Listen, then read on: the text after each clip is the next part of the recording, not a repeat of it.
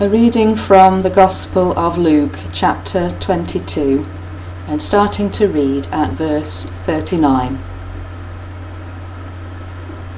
Coming out, Jesus went to the Mount of Olives, as he was accustomed, and his disciples also followed him.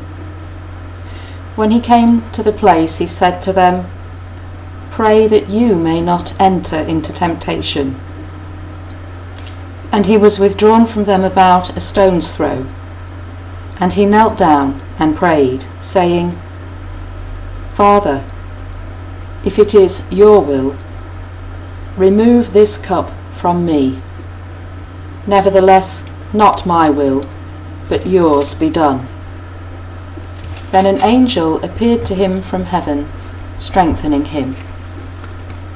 And being in agony, he prayed more earnestly, and his sweat became like great drops of blood falling down to the ground. When he rose up from prayer and had come to his disciples, he found them sleeping from sorrow. And he said to them, "Why do you sleep? Rise and pray, lest you enter into temptation." This is the word of the Lord. Thanks be to God. Today I'm going to share with you a reflection on the coronavirus situation that has been written by Wale Hudson Roberts, who is a friend of ours at Perry Rise and is the Justice Enabler of the Baptist Union of Great Britain. This is Wale's reflection, which you can also find on the Baptist Union website. Wash your hands. Keep your distance. These seemingly simple actions have become symbols of the world in which we find ourselves today. These two orders, for that is what they have become, must inevitably be received with disbelief and resentment among the millions of people living in the shanty towns, shacks and favelas around the outskirts of places like Johannesburg, Nairobi and Sao Paulo. Water and space are so very limited in these cities that there is no way these orders can be obeyed. It is hard to imagine that much that is good could possibly come out of this virus time. It has already taken too many lives. It has, however, highlighted the economic and social disparity between the global north and the global south, firmly knocking the notion that we are in it together on the head once and for all.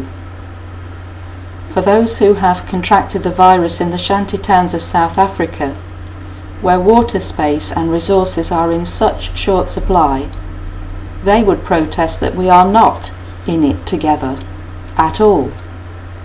Their experience is yet another inequality added to an already unequal world. The virus is, we have come to learn, no respecter of class, gender or ethnicity.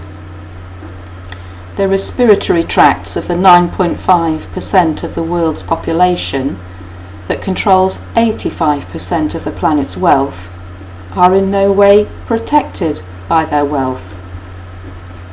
For the remaining billions, most of them residing in the global south and the abandoned cities in North America, there have begun a series of exponentially growing dilemmas made inevitable by the lack of social protections, workers' rights and decent working conditions. For such as these, suffering will continue way beyond the current COVID-19 pandemic. In the early centuries of the Christian movement, many argued that God was in some way protected from suffering.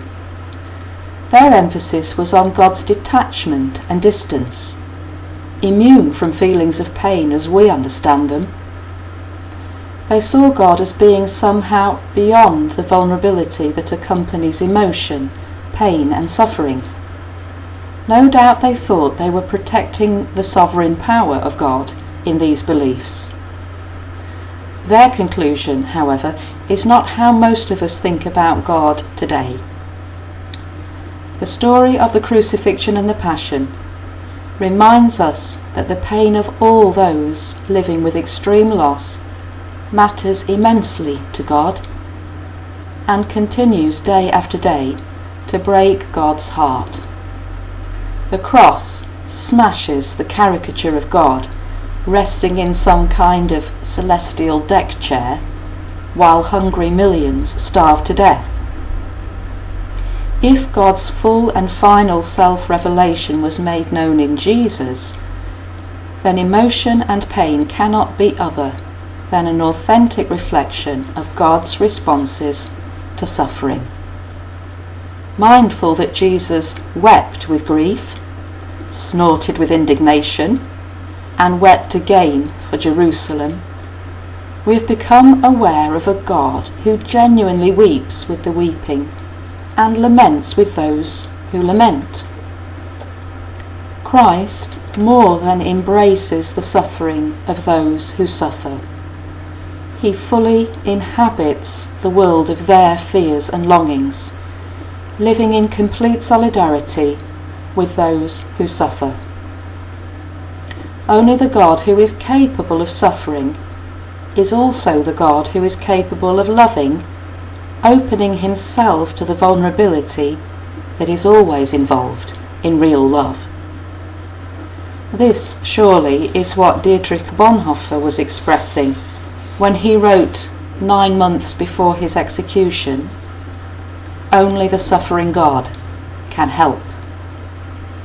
It is no wonder that increasing numbers of theologians, Professors Anthony Reddy and Robert Beckford among them, continue to protest against those strands of European theology which maintain a mournful mystique around the cross that is both passive and individualistic. Instead, seeking to relate the cross to the contemporary world and all its social injustice, they have challenged the idea that God is untouched by the agony we have seen in Jesus' crucifixion, as if God is to be thought untouchable. These professors confidently argue that God is wholly active and fully participatory in the sufferings of others. So what comfort do we take from the cross of Christ in a world rocked by COVID-19 and currently under lockdown? The fundamental Christian response has to be that the crucified God, a title Jürgen Moltmann famously coined more than 50 years ago, participates in the sufferings of those who are vulnerable and shares in their lament. It's only a few weeks ago that the police force and local population of the island of Lesbos were turning away asylum seekers and immigrants arriving from Turkey.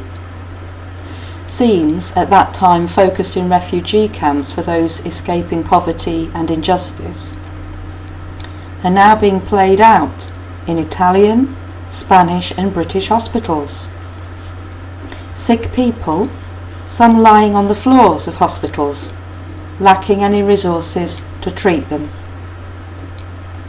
Before this global lockdown, the world of fleeing migrants and the world of privileged rich were separated not only by sea and sand, but also by wealth and power. Yet for now at least, COVID-19 has forced these worlds, once so different, much closer together. As a result, we on this side of the shore can begin to understand, if only in part, what it feels like to be trapped by an invisible, unpredictable force over which we have no control. Among Christians, this should spur us on to engage in the solidarity of lament, in bold and prophetic acts of truth-telling, and in public acts of grieving. In so doing, we stand alongside those who cry out to God, "Why, God, are you letting this happen?" lament, and actions that exhibit true vulnerability are the ways we testify to the height, width, and depth of the love we have come to recognize in the cross of the crucified Jesus.